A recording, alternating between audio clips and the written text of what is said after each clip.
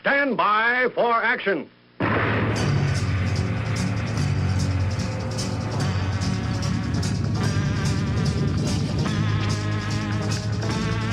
Thanks, gentlemen. My name's Dave Miller. I am the Unpleasant Blind Guy.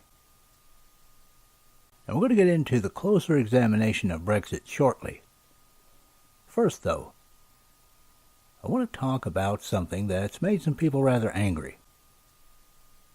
Shortly after President Trump both gave his emergency declaration and signed the latest spending bill with the Democrats, I posted on Facebook that the sound that everyone heard was not only one of the most awkward pressers I've ever seen a president give, but it was another nail in the coffin of the first American Republic. Now, as some might imagine, this did not please some people, including at least one radio host. Well, this show is not called The Unpleasant Blind Guy for nothing. I'm not here to gratuitously make people angry, but I am here to be a truth teller. This president has done some amazingly good things, better frankly than I expected him to do. But he has done some things, particularly when it comes to dealing with Democrats, and the deals he makes with Democrats, that have given me cause for concern. Now, I'll explain my statement about the nail in the coffin of the first American Republic. I am not going to blame President Trump for the downfall of the United States of America. Understand that I am not anti-Trump, nor am I pro-Trump. I'm pro-United States of America. I'm pro-personal liberty. I'm pro-self-rule, and that is where I am operating from. If you have a problem with that, then you're probably listening to the wrong show. President Trump's biggest problem, as I see it, appears to be in the fact that he insists on trying to reach across the aisle and make accommodations with Democrats. This may very well be why he signed this latest spending bill. I'm going to read you some things from an op-ed piece by Daniel Horowitz, which was posted on The Blaze and dated February the 14th, 2019. The headline on this one is, "These 5 insane provisions in the amnesty omnibus bill show why Trump should veto this compromise." And that's in quotes, people. And by the way, I didn't put the presser in my source links, and I'm not going to, but you guys can go back and look at that one. But I am going to put everything else up at UBG Contact on Twitter. That's where you can contact me with comments, questions, show suggestions, awesome American suggestions. I'm also reachable as Dave Miller on Facebook, the Tea Party Community, and MeWe, and a Magador on Trumptown. Yes, Trumptown, and Gab. But let's get to this op-ed piece. And the 5 provisions. Number 1, less of a wall even than Democrats already agreed to. Trump originally demanded $25 billion for the wall. Then he negotiated himself down to $5.6 billion. Democrats balked and only agreed to $1.6 billion. This bill calls it a day at $1.375 billion, enough to construct 55 miles. But it's worse than that.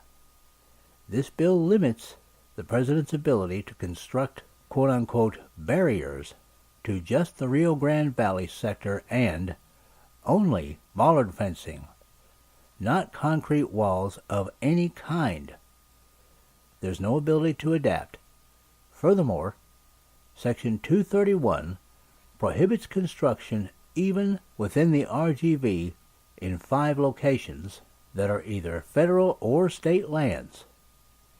Remember, the challenge with building a wall in Texas is that, unlike in other states, the feds need to navigate issues with private lands. The first place you'd construct fencing is on public lands, which are now prohibited. The national parks, along with the border, have gotten so bad that park rangers are scared to travel alone in them. Number 2. liberal local officials have veto power over wall. Actually, on second thought, it's likely that not a single mile of the fence will be built. Let me repeat that one, guys. Actually, on second thought, it's likely that not a single mile of the fence will be built.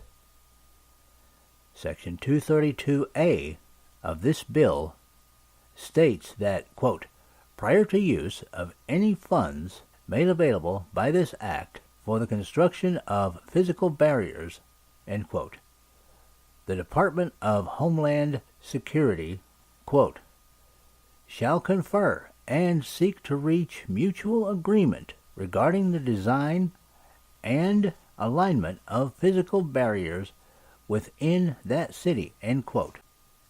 With whom must the feds consult? This is another quote. The local elected officials. That's a quote. Now you can understand the brilliance of limiting the wall to the Rio Grande Valley. These are the most liberal counties on the border. That's thanks to the demographics of open borders itself. And there is practically no local official who supports the wall in these counties. What are the consequences? This bill stipulates that, quote, such consultations shall continue until September the 30th, 2019, or until agreement is reached, if earlier, and may be extended beyond that date by agreement of the parties, and no funds made available in this act shall be used for such construction while consultations are continuing. Thus, all the Beto O'Rourke type of politicians in that region have de facto veto power. There's a reason why they didn't authorize fencing in conservative counties like Cochise and Yuma in Arizona. Number 3. This bill contains a blatant amnesty for the worst cartel smugglers. Section 224A prohibits the deportation of anyone who is sponsoring an, quote, unaccompanied, end quote, minor illegal alien, or who says they might sponsor a UAC, or lives in a household with a UAC, or a household that might potentially sponsor a UAC. It's truly difficult to underestimate the betrayal behind this provision. One of the dividing factors of the invasion is the misinterpretation of the UAC law. Under current law, cultural American teenagers are only treated as refugees if they are a victim of a, quote, severe form of trafficking, end quote, and b, have no relatives in the country. Yet, almost all of them are self-trafficked by these very illegal relatives who are indeed present in the country. Rather than clamping down on this fleecing of the American people, the bill gives amnesty to the very people paying the cartels to invade us. We can call this the MS-13 Household Protection Act of 2019, said Jessica Vaughn of the Center for Immigration Studies. We know that 80% of the UAC sponsors are in the country illegally. The number of people this would protect would reach into the hundreds of thousands if all of the household or potential household members are counted. ICE has estimated that 30 to 40% of the MS-13 members it has arrested in the last 2 years arrived as UACs. There is no reason to shield any of these individuals from deportation. After all, if the minor is living with family, they should no longer be considered unaccompanied anyway. If there are illegal aliens here who do not yet have a child here to serve as a deportation shield, this certainly is an incentive for them to make the arrangements to bring one. Number 4. More funding to manage and induce the invasion rather than to deter it. While offering no new funding for immigration and customs enforcement deportation agents or immigration judges to speed up asylum claims as the President requested, this bill adds another $40 million for the Alternatives to Detention (ATD) program, which moves asylum seekers to facilities in the interior of the country where they are usually released. Vaughn, who has studied interior immigration enforcement for decades, warned that this bill will further expand and institutionalize the catch-and-release policies for those arriving illegally at the border from all over the world. What are the effects of the ATD program? Most of these people have no intention of asking for asylum and know they don't qualify for it, but are simply joining the illegal population, knowing it's unlikely that they will be deported. The bill funds case management, that's in quotes, staff, to keep tabs on those who don't abscond immediately, but no money for ICE officers to find and remove them. This is going to saddle the communities that have been forced to absorb these new arrivals with billions of dollars of future costs for schooling, health care, and other welfare services. That's a quote. At the same time, this bill reduces border detention beds from 49,060 to 40,520, rather than expanding them as President Trump demanded. It contains no funding for more border agents. It offers $3.4 billion for refugee resettlement, more than last year's record levels.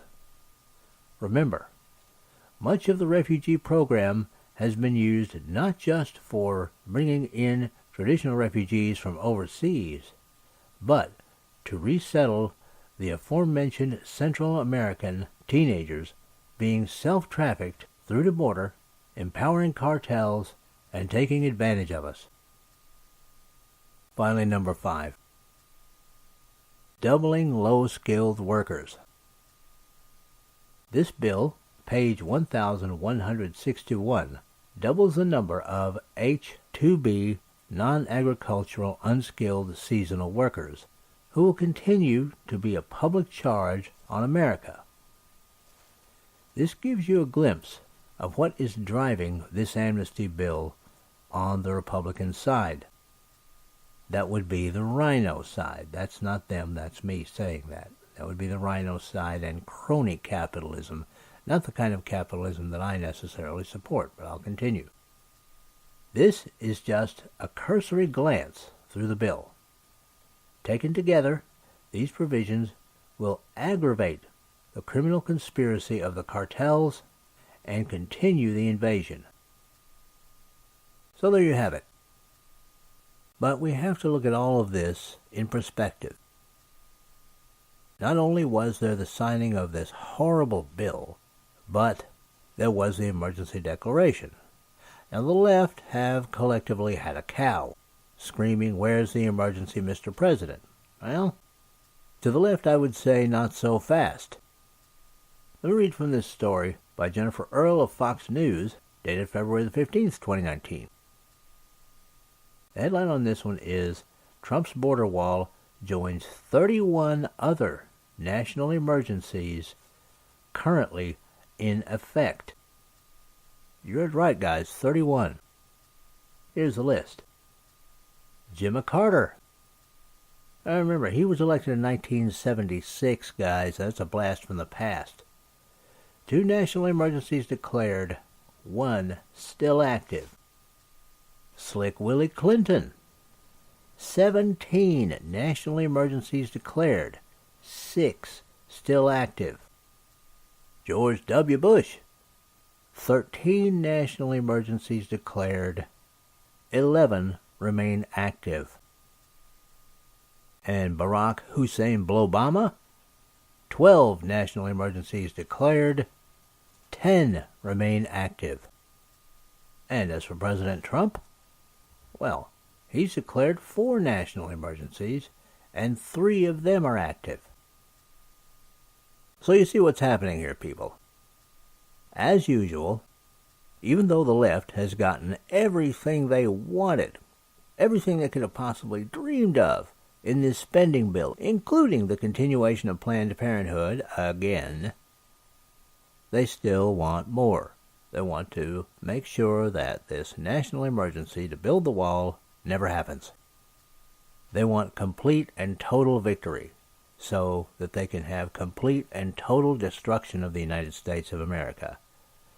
Reset everything back to before the American Revolution and put their rulers in charge of everything, making serfs out of all of us. Well, I can hear some of the complainers out there still, though. Yeah, Dave, but you're blaming President Trump for all of this. He had no choice. There was nothing else he could do. As Arnold Schwarzenegger said in The Terminator, wrong. President Trump had, and indeed, as far as I know, still has, ready access to $14 billion.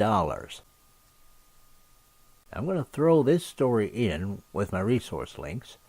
It's by Deanna Paul of Fox News, and it's dated February the 13th, 2019. The headline on this one, Senator Ted Cruz's solution for border wall impasse. Make El Chapo pay for it. Now, guys, this is a brilliant idea.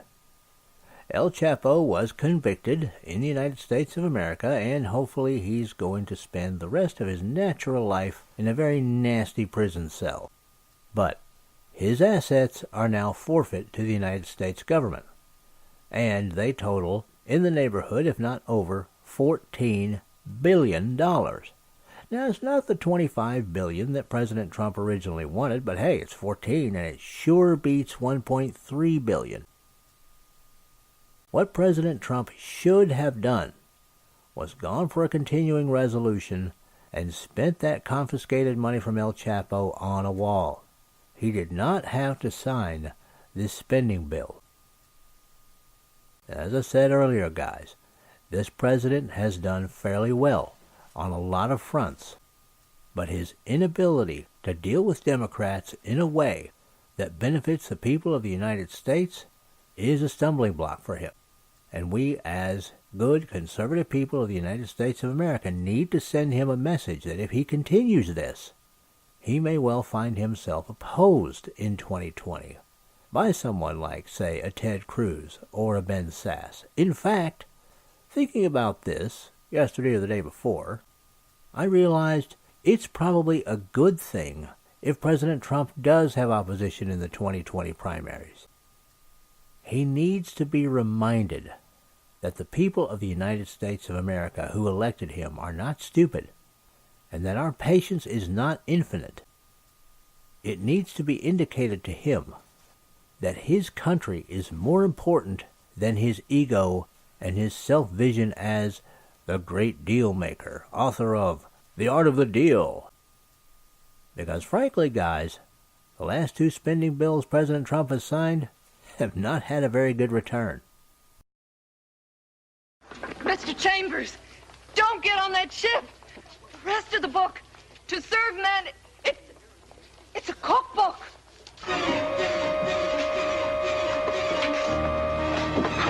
No! No! No! No! No!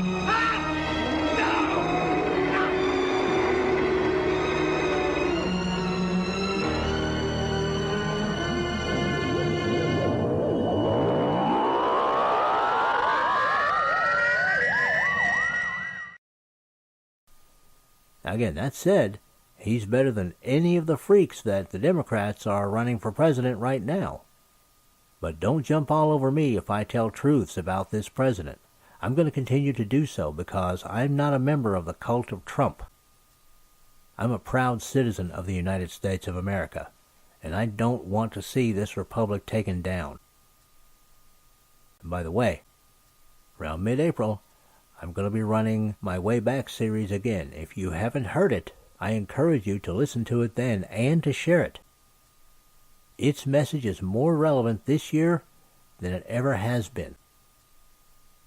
Now, let's turn our attention to the closer examination of Brexit and why it is important to you as Americans. I'm joined in this, in the first part of the January 31st edition of the English Defense League radio show, by host Jeff Mitchell, and there's some very good analysis from my fellow panelist, Jan Rennie. Again, one of the best news hounds in existence. We talk in this segment about possible Prime Minister alternatives to Theresa May, and we get a good explanation from Jan Rennie as to exactly what the Irish border backstop is and why it's more important than you think. Here we go. Good evening, ladies and gentlemen. This is the English Defence League, a radio show from blogtalkradio.com. The English Defence League radio show, the truth and the voice of the EDL. I've got two great panellists this evening, but I'm just going to read out a short little script for this evening's show. I say the panel of the show this evening is the English Defence League radio show. We leave EU on the 29th of March, period. Welcome to the English Defence League radio show. With your hosts, that's me, Jeff Spider Mitchell. And our panellists this evening are Jan the Tornado Rennie and Dave Agador Milner. Tonight, we have a lot to talk about, and yes, we will be leaving the EU on the 29th of March at 11 p.m. As I say, onward and forward. We will also be discussing the upcoming national demo on the 16th of March at Wellington. Foot soldiers, angels, supporters of the cause, and global patriots. This show is your platform and voice. No surrender ever. And with that, I'd like to pass it to my panellists this evening, which is Jan and Dave. Jan, welcome. Welcome to the show this Good evening. to be here, Jeff. And may I say that you're sounding a lot better this week. Thank you. Thank you. I've been taking this medication. It seems to be doing the trick. You know, sometimes I get good days and bad days. That's all I say. But it's good to hear you, Jan. We've got so much to discuss this evening, and I'm still buoyed over. Yeah, Dave's put some excellent slides in, and I'd just like to say how Dave and you work hard and keep it going, because I'm at work and I try to get in as much as I can. But good evening, yeah, Dave. Well, you know, we always think of you, Jan, because we know when you're working, we know also you do so much work for the show with the links that you put in, etc. So we've got things that we can talk about for like today and Sunday, etc., etc. So even though you're with us in spirit, you know, you're there with us, and that's why we'll say thank you, Jan, for what you do.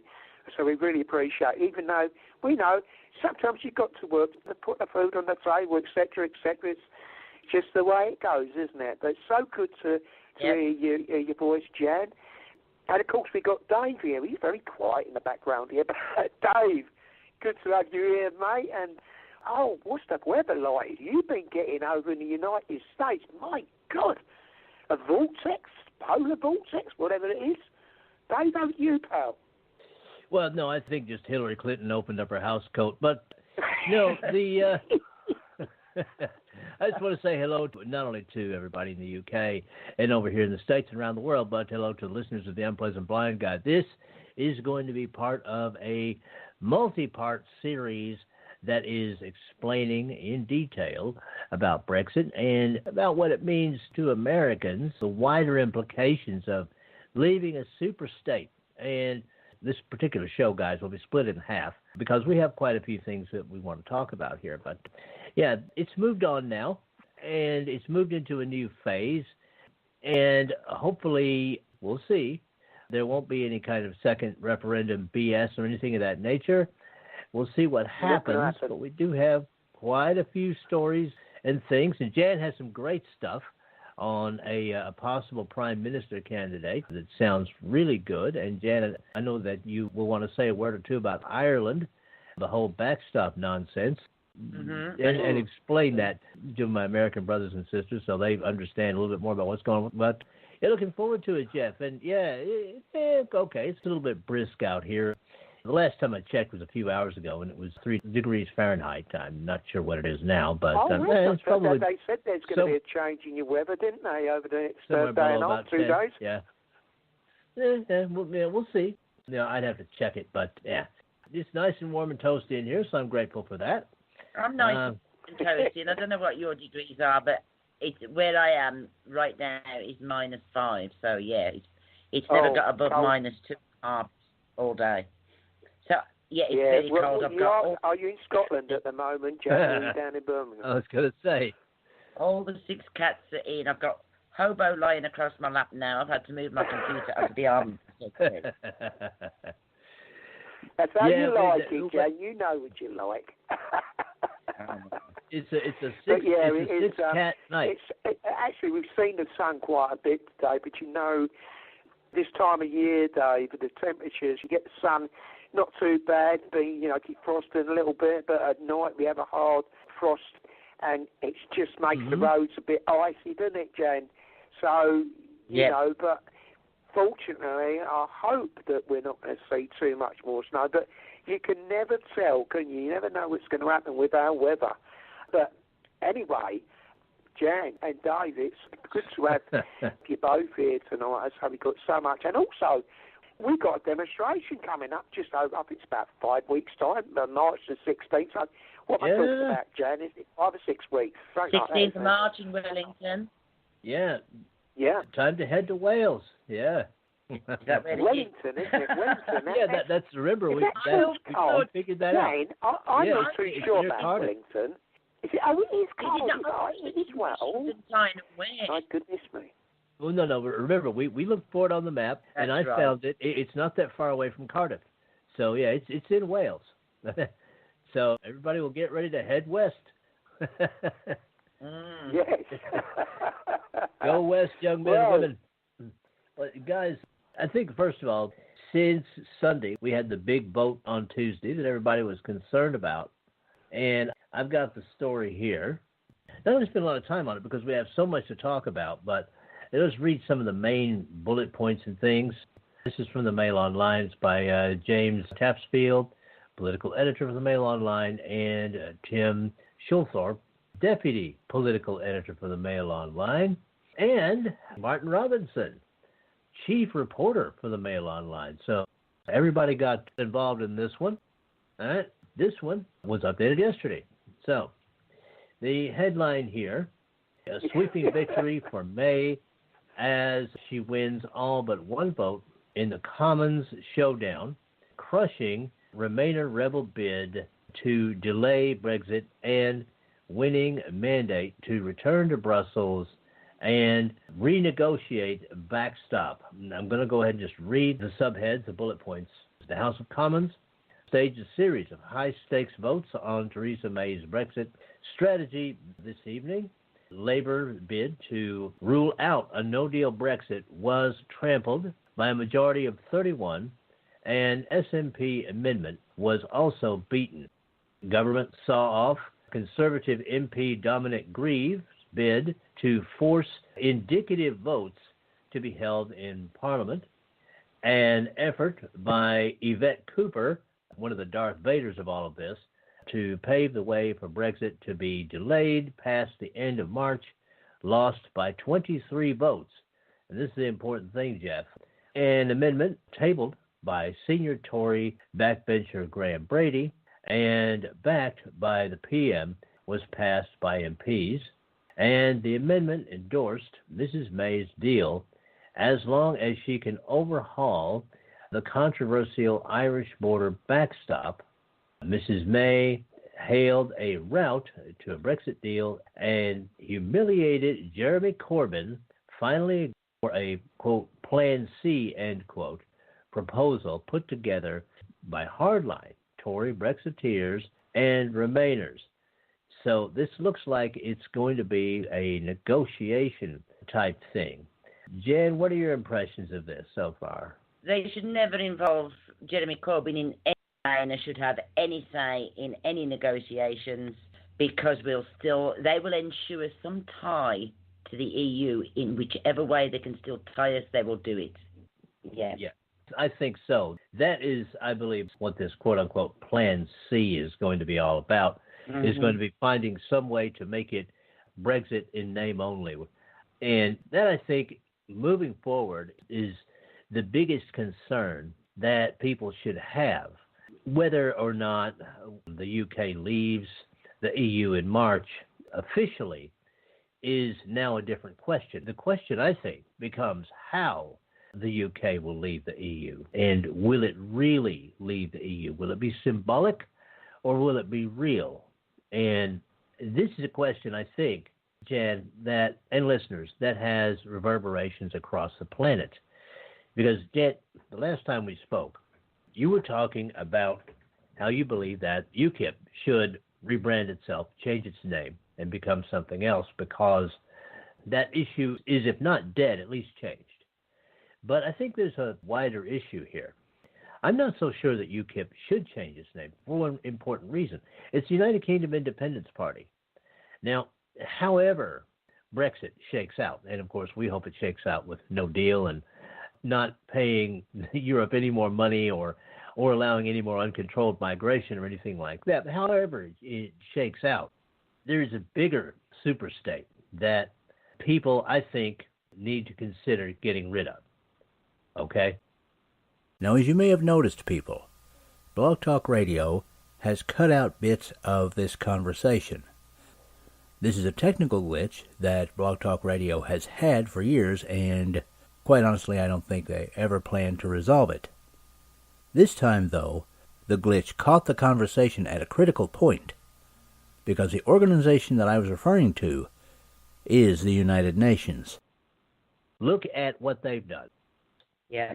The fact that they're constantly promoting Islam, not only promoting Islam, they're promoting abortion, but the even bigger issue is they're promoting Islam. They're always against Israel. They're always against the United States.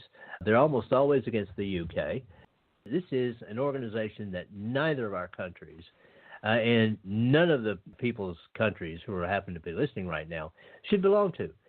It was originally set up, Jan, as an organization that would stop warfare. And they actually promote war. They are warmongers. They always have been. Yeah, that's the thing. And the question has to be asked, how many wars has there been since the United Nations was set up? Been a ton of them. But that, I think, is after Brexit. I think that's the next move. We need to attack the problem of the UN and how to get rid of it. Oh, yeah. We don't need organizations, superpowers, because that's what right. You know, they're in the shots. We don't need superpowers. No, we don't need. We do not. No. They are dictating, as you say, about migration. You know what? Birds migrate. People invade. Exactly. That's great. I agree with that completely, yes. And that's the thing. Its original purpose is dead. It's gone. For our American listeners, guys, look back at your history. We, and you guys who know a little bit about the U.S. over in the UK, will know this too. In the early 20th century, we had a constitutional amendment to outlaw the sale and consumption of a certain amount of alcohol. It turned out to be a massive mistake. It empowered the gangsters, and thousands of people died because of it. So How many deaths? Yeah. And we had to create another constitutional amendment to get rid of it. And I see the UN as the same thing. It's a failed experiment. Okay, nice try, looked good on paper, but it hasn't worked. It's time for us all to get out. Look at the wars. Look at the wars. Look at Vietnam. Everybody should be able to rule their own countries without having Brussels or anybody else putting their nose in, trying to change our laws to better themselves. And we know we've talked about this for many years, haven't we, guys? We've always been talking about this. Yeah. Look at the leader of human rights in the UN. Turns out to be a boiling Muslim who they don't even believe in human rights. They make a person like that in charge of human rights. It's like they're taking the pure. Oh, yeah, exactly. It's treating the subject of human rights, of we would call it over here in the United States, civil rights, as if it were a joke. Yep. And just saying, okay, yeah, now give us money. Well, the hell with that. Now, guys, there's a line, believe it or not, out of a game that I like to play. And I did a show a few weeks ago called Games, and it talks about this game. But in this game, one of the characters in there says a few bureaucrats in New York can't even make good decisions for New Jersey, let alone Paris or a village in China. Now, fiction and a game, though that was, that is an extremely true statement. It's just like saying a few bureaucrats in Brussels can't make decisions for Germany, much less the UK. It's really the same thing.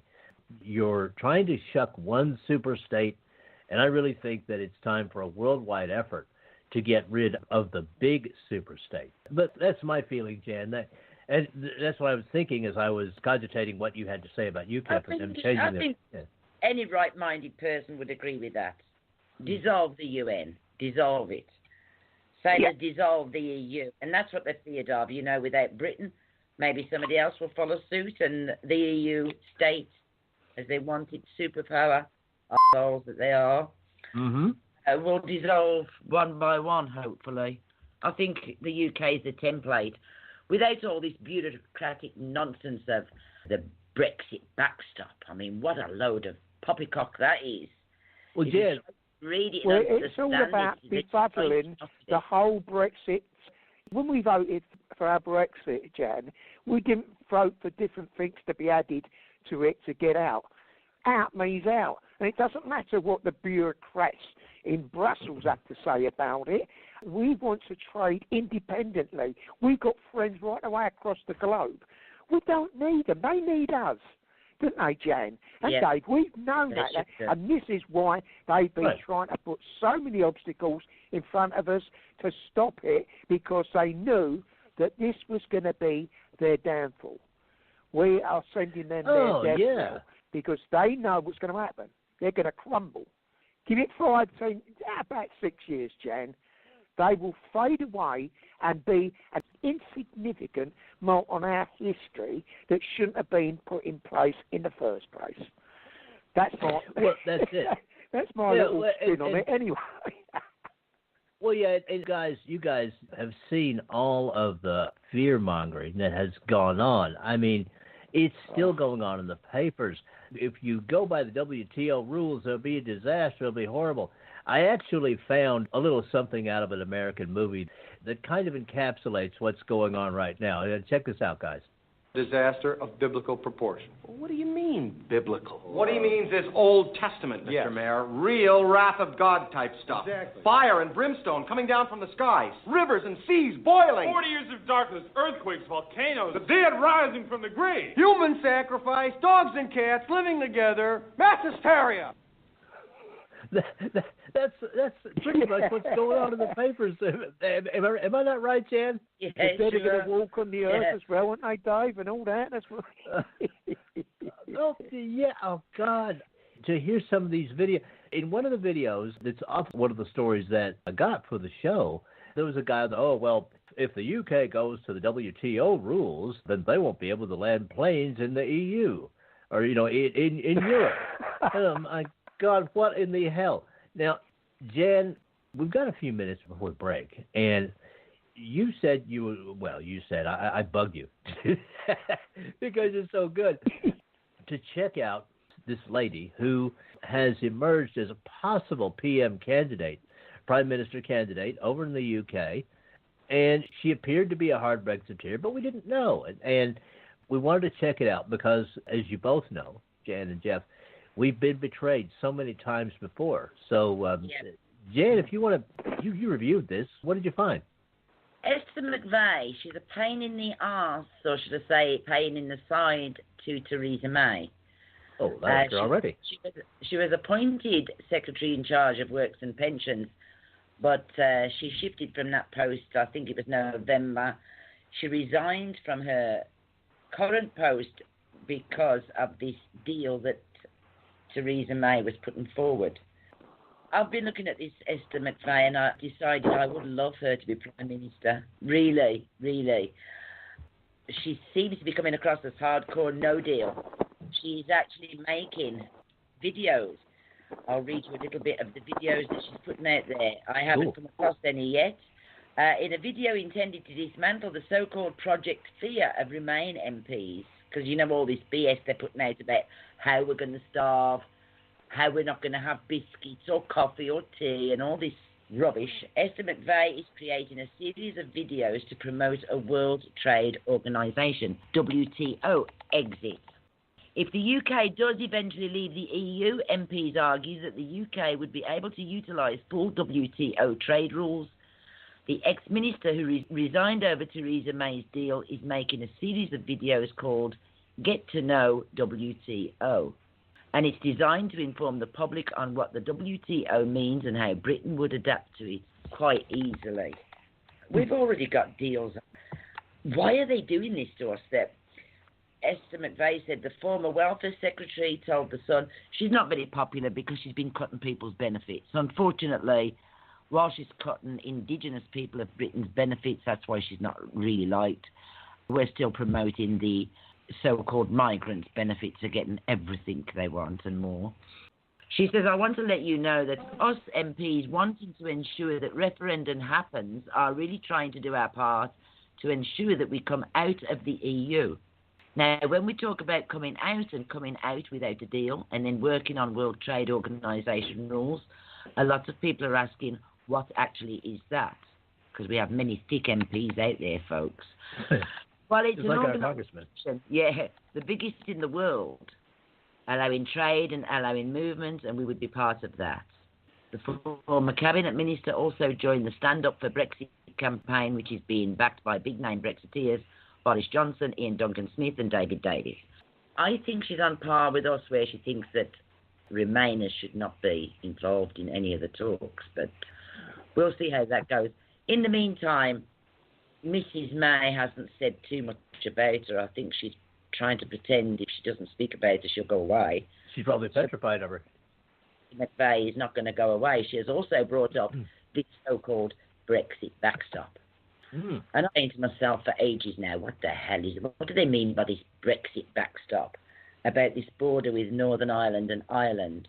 Yeah, can you please explain that in a little bit of detail, especially, Jan, for the Americans who aren't quite up to speed, because even since the really bad terrorist attacks of the 1970s and 80s, we've had a whole generation grow up that doesn't even know about this stuff. So can you please explain that a bit?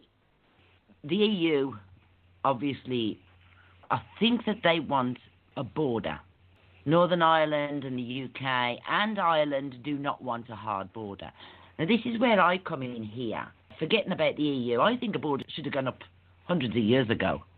There'd have been a lot less deaths with the Northern Ireland troubles that we had a hard border between the south and the north. Northern Ireland is part of the UK, Ireland is not.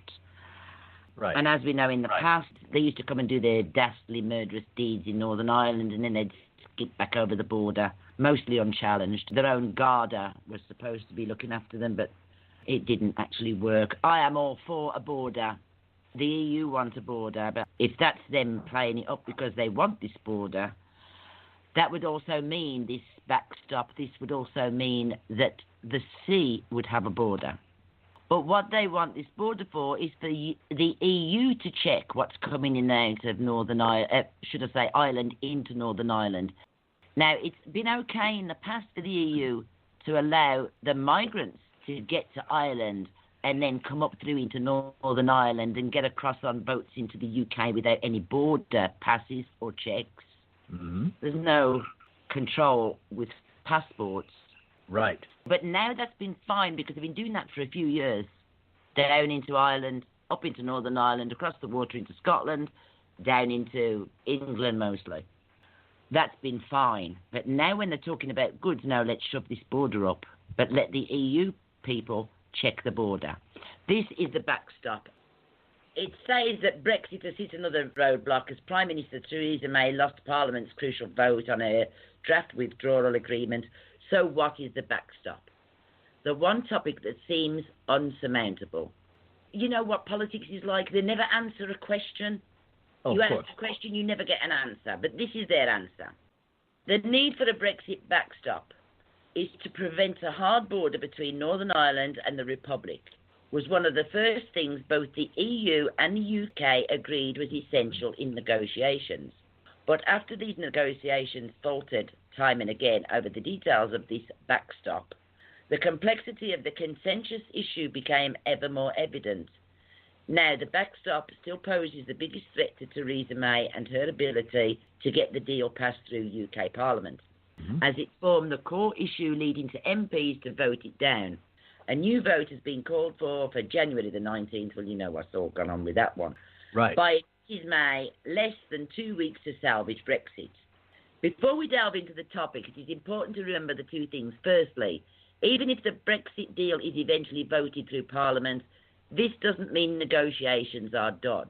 All that really does is reset the clock to allow more time for the nitty-gritty details of a deal to be finalised, which will be done during the 2-year transition period after the March 29th official Brexit deadline. Doesn't that just piss me off? Another 2 years. Yep, 2021. Yep. Secondly, we need to remember that the backstop, according to the government, is a last resort, and it is not desirable, and will only be enforced if a better solution has not presented itself during the 2 years of transition. Now, when you think of other EU countries that do not have a hard border anywhere. Right. So I think there's Switzerland, and I think Sweden has not got a hard line.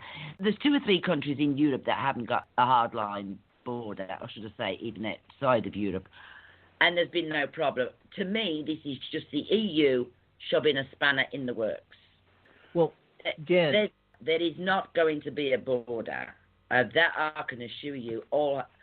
Even though I would like a border for just because they're a separate country. It's like if you can imagine that there'd be no border between you and Mexico. Well, that's my thing, Jan. Security reason. We read a story here before Christmas about the guy who shot up a Christmas market in Germany, and this was right across the border from France. And eventually they got the a-hole, and when they got him, what they found was that he had just been going back and forth through these fluid borders with the visa-less travel, and he had a criminal record. I believe, Jeff, he had a criminal record in about 4 different countries. That's right. In And the simple terms, sorry, Dave, just to wrap this up about the backstop, this is their simple terms of what the backstop is. Mm-hmm. The backstop is a sort of safety net or insurance policy. But for who? Insuring what? Well, the backstop is meant to ensure no matter what happens with the rest of the negotiations, there will not be a hard border between Northern Ireland and the Republic. So even if the rest of the UK leaves the EU with no trade or security arrangements, there won't suddenly be border checks and restrictions on the island of Ireland. What's wrong? Goods Go ahead, and Jen. services are traded between the 2 jurisdictions with few restrictions. As the UK and Ireland are currently part of the EU single market and customs union, products do not need to be inspected for customs and standards, but after Brexit, that could all change. So that's what the hold-up is.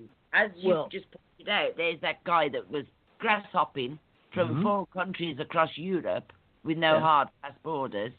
Yeah. Europe wants a border, which would also cross the Irish Sea with the UK. Does that mean we could shoot them out the water if they come fishing in our land? Exactly. Exactly. Well, and my question here, guys, is should Ireland not be able to secure their own border? That's another question. And another question is, should the UK not be able to secure its own border? Well, that's the thing. The 1998 Good Friday Agreement is tied up in this. Because that's right. they removed the security checkpoints from the Irish border. Now, it wasn't a hard and fast checkpoint. They probably checked for weapons and whatnot, but, it wasn't. They obviously got them through in any case. But the basic building block of peace in Northern Ireland is that Good Friday Agreement about the border, Right. which could change everything. The conflict from the 1920s into the 20th century and all the troubles. And as it's part of the Good Friday Agreement, that could feasibly be seen as breaking the Good Friday Agreement if a hard and fast border went up. Southern Ireland doesn't want it. Northern Ireland further doesn't want troubles it. in Northern Ireland again, Jane? Could that Yes. lead to the Yes. the resurgence of the IRA, etc., etc.? Am I right? Am I Yes. thinking? Yes. Yep. So we Yeah. should really tell the EU to go and stuff themselves. It's too late Yeah. for the border now because of the Good Friday Agreement back in 1998. Okay. So if that was all broken down, is this what the EU wants? Is this why they're pushing for this? Northern Ireland doesn't want it. It probably the UK is, doesn't Jan. want it. Hmm. And Ireland doesn't want it. What do they want? A bloodbath? Well, that could be it. They could very well want a bloodbath so that they could Yes. bring in security forces and institute some kind Yes, of European martial law. You know, I always look for the backstabbing to That's come from people like this. The crafty movement like the UN would do. Mm-hmm. Yeah. Yeah, and it says, in addition to this, creating a catch-22 is a worry of creating a hard border down the Irish Sea, cutting off Northern Ireland from the rest of the UK, which it would cut off Northern Ireland from the rest of the UK, because between us and Northern Ireland is the Irish Sea. So if there was a border, 3 different loads of ferries from, like, Girvan, Stranraer, Troon, all the boats go across from there in Scotland into Northern Ireland, into Belfast, into Larne. If there was a hard border or even any kind of border, then we would probably have to go all the way round. We wouldn't be able to go across their sea because it's the Irish Sea. This is just the EU pissing us about as usual. A hard border Very in Ireland won't contentious. work. No wonder we have and a problems border there, in the Jan. No Irish wonder. Sea. Yeah, Well, and I appreciate that explanation, Jan. I really do, because the knee-jerk reaction, obviously, and this is because we in the United States are having so much of a problem, particularly with our southern border, and that's going to be with our northern border as well. We're having such problems that there's a large faction of people here in our country that are saying, you know, we want a good, hard, secure border. So I want to thank you because you made this issue clear, because all we've been reading in the papers in the UK is this and that about backstop, and we didn't know what the hell that was. That's right. So, yeah, it drives you nuts. And they're You've got not a willing similar to. sort of backstop. No one, even when she lost the vote a couple of weeks ago, no one explained on the television to any of the viewers what backstop meant. They just kept mentioning this backstop, backstop. Had they brought up the 1998 Good Friday Agreement, and how we wouldn't be able to get to Northern Ireland by sea because we'd be going across their waters, and there'd be all these checks this end, there end. Now, I was one that used to be thinking about years ago there should have been borders, but when you think about it logically, no, it wouldn't have worked out because we have got that Irish Sea. it's a more complex issue than it would appear on the surface. Please come back. We do have some more details about the fallout from this big vote and things happening moving forward. I want to say to listeners of the Unpleasant Blind Guy, I appreciate each and every one of you.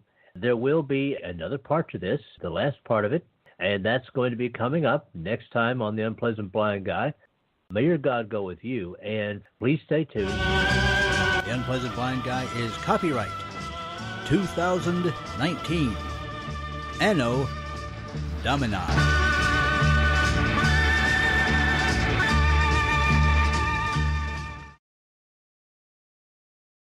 Now for Dave's Canes. Extras that help you navigate the new media world. Conservative media done right. You're listening to the SHR Media Network. Hey, this is Michael Wright. And I'm Shannon Wright. Join us for The Right Way with Shannon and Mike, Monday through Thursday from 7 to 9 a.m.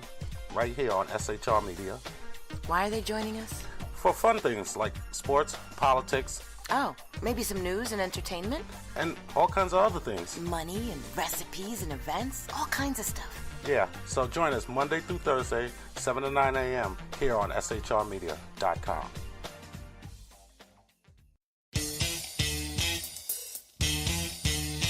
From a public locker inside a dilapidated Long Island rail station comes a show designed to piss off liberals using truth, facts, and ridicule.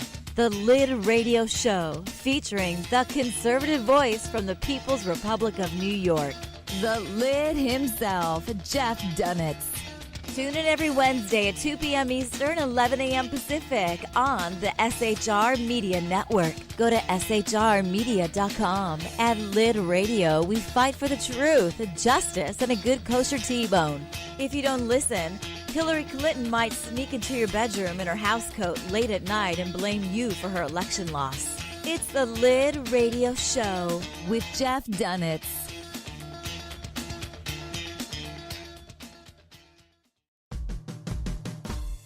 It's your business diva here, Melanie Collette. I am inviting you to a front row seat as I discuss some of the most intriguing details of wealth and finance with today's movers and shakers in the world of business. Listen in and discover financial truths on a global, domestic, and household scale. Uncover topics that will impact your wallet today and in the future. Money Talk with Melanie airs Monday through Friday, 5 p.m. East, 2 p.m. West, right here on SHR Media and High Plains Pundit Talk Radio. You can't afford to miss it.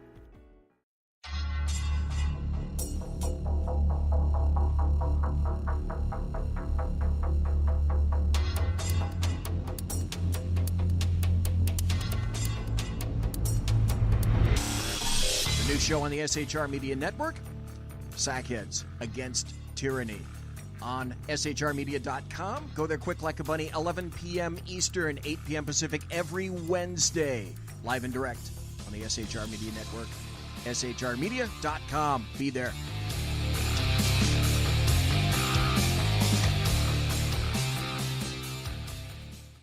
For 50 years, I've seen the American people blinded by corrupt politicians, a lapdog media, and deceptive Islam. The one thing the elites fear is one man with a cane. I'm Dave Milner. Join me through Spreaker, iTunes, and SoundCloud, through SHR Media and the Western Free Radio Network, for half a century of experienced perspective on political and social issues, weekly on The Unpleasant Blind Guy. And catch me on Jeff Mitchell's EDL Radio on blogtalkradio.com.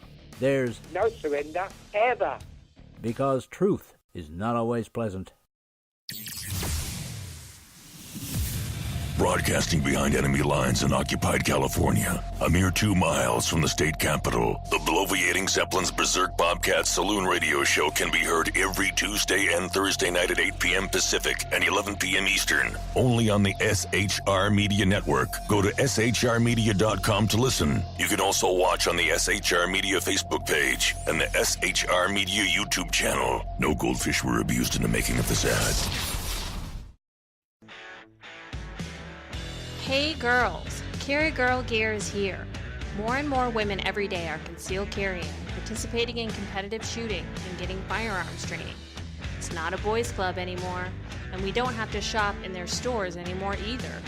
Finally, a cool and unique clothing line just for women. Dope tees and hats for the patriotic concealed carry and 2A girl. So what are you waiting for? Go check out carrygirlgear.com today. Conservative media done right. You're listening to the SHR Media Network.